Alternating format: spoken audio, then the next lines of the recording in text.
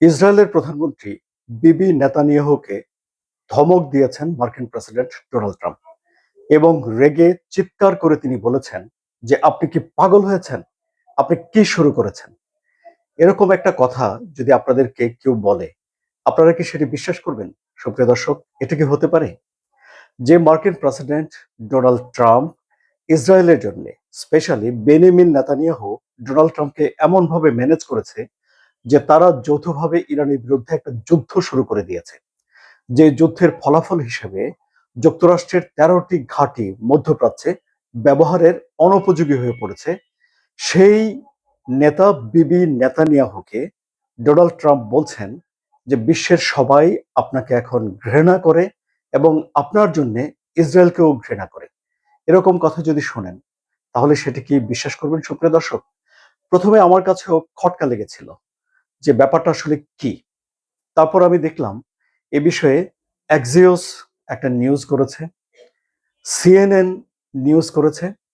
তারপর আমি ইসরায়েলের পত্রপত্রিকাগুলো ঘাঁটা শুরু করলাম এবং টাইমস অফ ইসরায়েলে গিয়ে দেখলাম যে ডোনাল্ড ট্রাম্প যে চিৎকার করে বেনিয়ামিন নেতানিয়াহুকে বলেছেন যে আপনি কি উন্মাদ হয়ে গেছেন, যদি ট্রাম্প না থাকতেন তাহলে বেনিয়ামিন নেতানিয়াহুকে এরই মধ্যে জেলের ঘানি টানতে হতো, এরকম কথাও বলেছেন বলে ইসরায়েলের পত্রিকাটি জানাচ্ছে।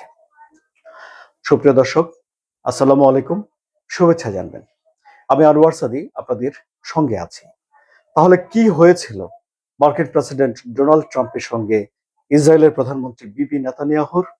কোন ঘটনা ডোনাল্ড ট্রাম্পকে এমন ভাবে রাগিয়ে দিল যে তিনি কড়া কথা বলে দিলেন বিবি নেতানিয়াহুকে?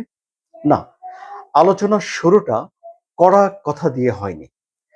অ্যাক্সিওস জানাচ্ছে যে শুরুতে ডোনাল্ড ট্রাম্প নরম সুরে কথা বলছিলেন এবং এরপর তিনি রেগে যান এবং চিৎকার করে ওঠেন।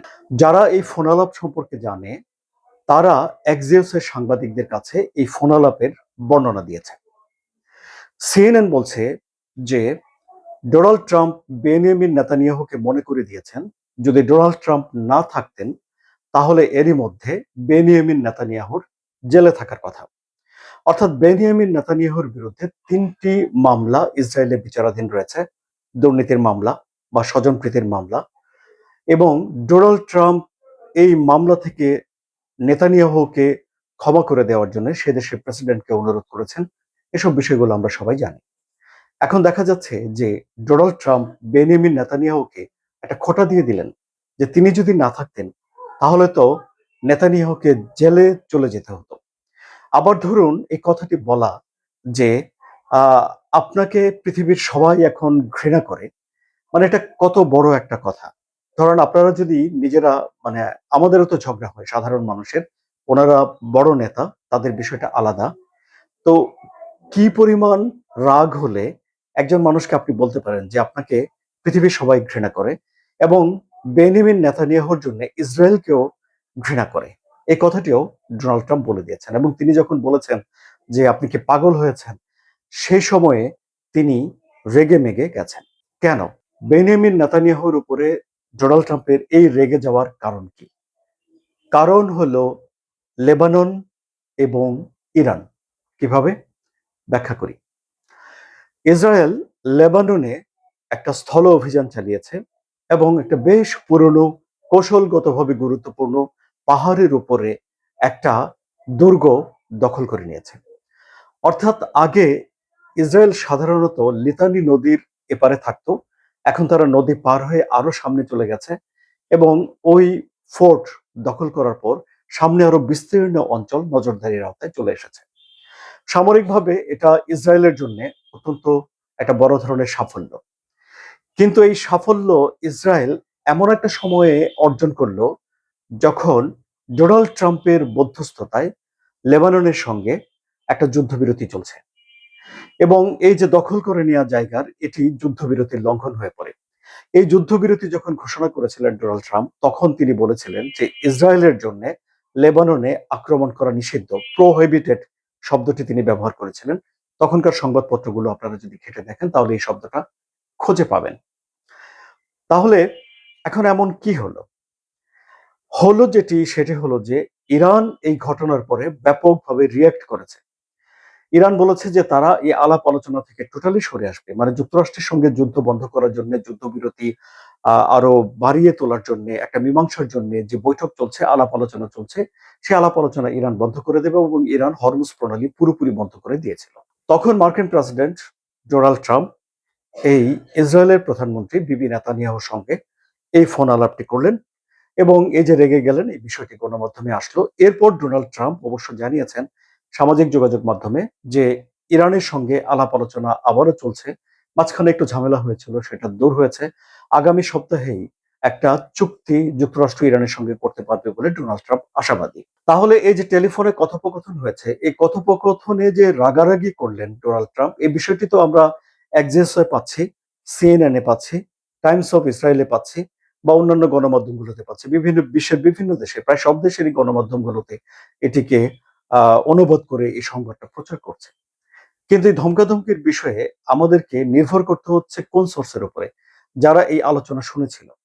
ডোনাল্ড ট্রাম্প কিন্তু বলেননি যে তিনি বেনিয়ামিন নেতানিয়াহুকে ধমক দিয়েছেন বা তার সঙ্গে রাগারাগি করেছেন বা কড়া কথা বলেছেন। তিনি সামাজিক যোগাযোগ মাধ্যমে যে স্ট্যাটাস দিয়েছেন সেখানে তিনি বলেছেন যে ফোন আলাপ ফলপ্রসূ হয়েছে। আবার ধরুন, ইসরায়েলের প্রধানমন্ত্রী বিবি নেতানিয়াহু কিন্তু এই যে ডোনাল্ড ট্রাম্পের সঙ্গে তার রাগারাগি হয়েছে, মনোমালিন্য হয়েছে, এসব বিষয়গুলো নিয়ে কিছু বলেননি।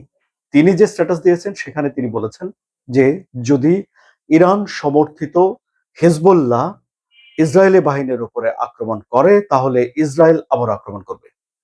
অর্থাৎ তিনি চুক্তিতে যে কথাটি লেখা ছিল যে ইসরায়েল আত্মরক্ষামূলক হামলা করতে পারবে কিন্তু নিজেরা কোনো রকম হামলা করবে না, সেই কথাটিকে তিনি আবারও লিখলেন তার নিজের ভাষায় যে যদি ইসরায়েল আক্রান্ত হয় তাহলে তারাও আক্রমণ করবে। অর্থাৎ এক হিসেবে হিজবুল্লাহকেও তিনি একটু কঠোর ভাষা বললেন যে তোমরা যদি আক্রমণ করো তাহলে কিন্তু দেখে নেব, এরকম একটা ভাব সেখানে দেখালেন।